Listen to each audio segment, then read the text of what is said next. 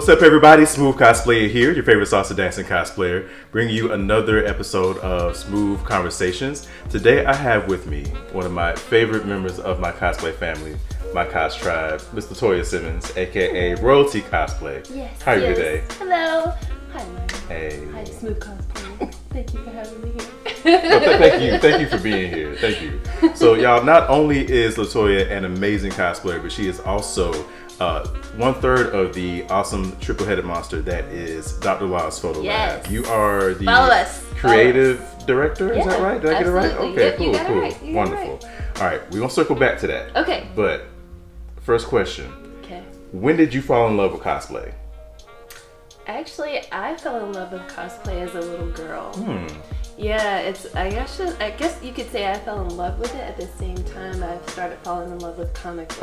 Okay. Yeah, so once I was introduced to, I always liked animation and cartoons, right. But my cousin doesn't know this, but he used to sneak in his rooms and the truth comes out. I know, right? And look at his comic books when I was younger. And the first ones I really started looking at were X-Men because that's what was there. There we go. But then when I realized later on that there was this cartoon, I sort of saw them jump off the page onto the big screen. And then from there I was like, but what if this could happen in real life? Dun, dun, dun. Dun, dun, dun, right? So it was kind of around the same time I fell in love with comic books. I also was like interested in cosplay.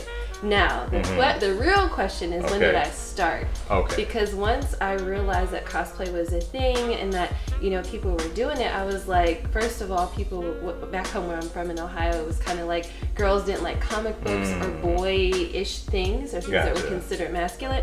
So, I don't know, I was just embarrassed. I was really shy as a child and I was really embarrassed to even try cosplay. Wow. So it wasn't until 2012 that I cosplayed for the first time at Dragon Con, actually. Okay. Yeah, and actually it was the two members, the founding members of Dr. Law's Photo Lab that invited me along, and ever since then I've been hooked. Because I basically found my tribe. I started seeing other women doing it, other people of color in general, and I was like, oh my gosh, like I don't have to feel weird about this. Okay. And I'm no longer in Ohio. Wow. so you felt at home, basically. I did. Yeah, absolutely. Gotcha. Wow. So you knew Lee and Jeff, the other two guys from Dr. Law's Photo Lab. Big shout out to y'all. Yes. Love y'all. Shout out to my big bros. So y'all knew each other before Dragon Con, before cosplay then? Yeah, so we met, I would say, probably like 8 months before that, not quite a year. Okay. I actually met Lee, who is Dr. Law, Gotcha. Because the law in Dr. Law is actually his initials in his name. There's a method to the madness. Yes, y'all. and he has a PhD, so... That I didn't know. Yeah, wow. he does. Okay. He does, and so I'm not surprised, but I didn't know. Yeah, Jeff does as well. They both do. So we kind of met under more nerd circumstances in the work environment. Gotcha. And I think, how does it go? Okay, so I also give tours at my job, and so I love public speaking and getting to know people. And Lee also used to teach as well, and he loves public speaking, so we met like that. And he was like, hey, we should hang out. Let's go to lunch one day. So we went to lunch, and he talked about Dragon Con. He talked about his love for comic books. He has an extremely deep love for comic books. Like, he gets me even more excited. And then he was like, yeah, I'm not the only one like this. I have friends like this. And I was like, what? Right? And he was like, I can introduce you to them. As a matter of fact, why don't you come to Dragon Con with us, the following year and see if you like it. And the rest is history. So he introduced me to Jeff, some other really incredible and amazing cosplayers that you'll probably end up having on your show. Right. So you'll get to meet them too at some point. And then I even met you that way. So yes. Yep. I love that you mentioned like just the studiousness of the two of them, like being PhDs, being like professional people. Absolutely. Because we were talking earlier about my last video. Yes, plug for my last video. Go watch Wiped Up to a Cosplayer. Shout out to the wifey. So yes. So she mentioned how we cosplayers, we geeks have this stigma of we're not mature, we're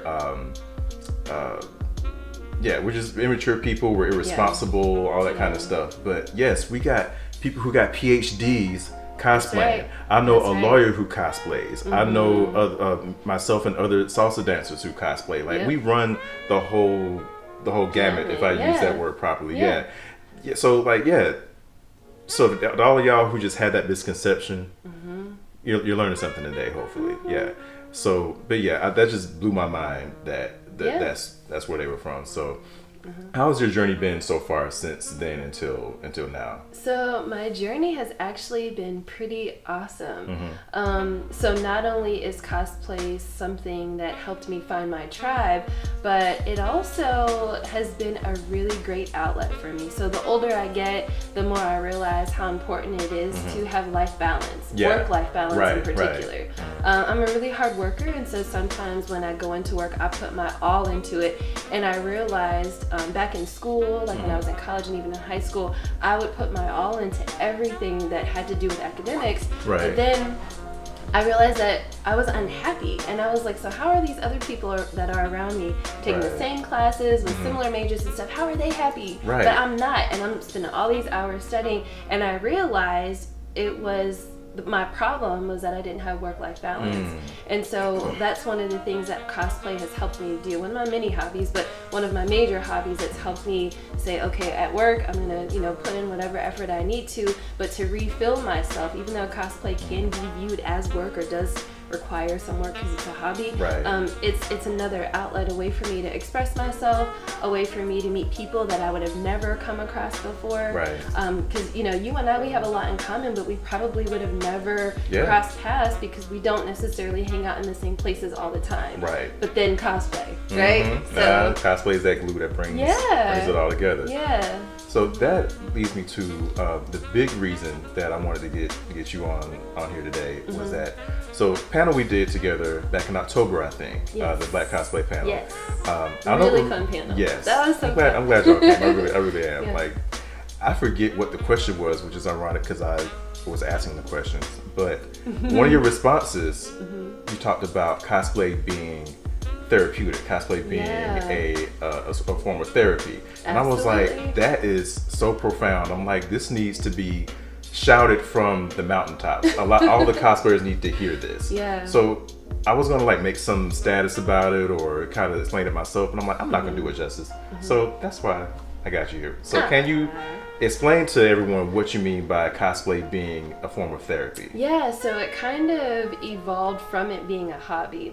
So one of the things that I learned about life, which kind of cosplay, sort of weaves into, is that not only is work-life balance important, but when you really start exploring yourself outside of work or outside of school, then you start discovering pieces of yourself that never existed, right? So work-life balance, then we get this hobby, right? And the hobby is just fun at first, but I realized when things were going awry at work or when things were going awry in my personal life, relationships, family, whatever, there was this thing that I could pour myself into that I would feel better about all of these situations or some of the problems that I had, or even maybe sometimes even find solutions while creating my cosplays or networking with people who cosplay. And so what's really interesting about the whole thing as far as cosplay being used as therapy is that I didn't go into cosplay for it to become therapy. As I started exploring myself and exploring the things that I liked, I realized that it was sort of like a loop. I was pouring back into myself. So I went out to look for myself, and then as I was finding myself, I was giving back to me through pouring into the cosplay itself.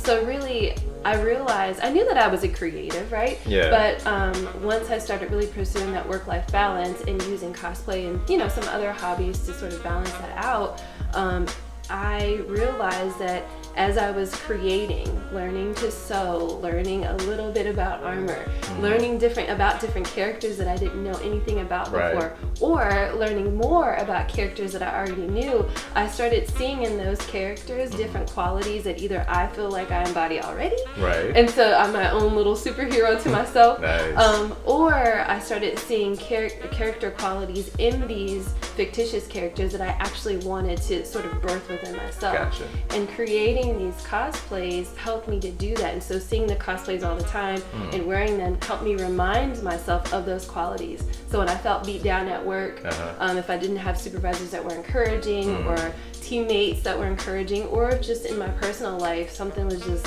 messed up and I felt low about myself, I would sort of look to these characters to remind myself of who I really am or who I want to become. Okay. So yeah, I really used it as an outlet. Amen. And as a way to affirm myself as well. Cool.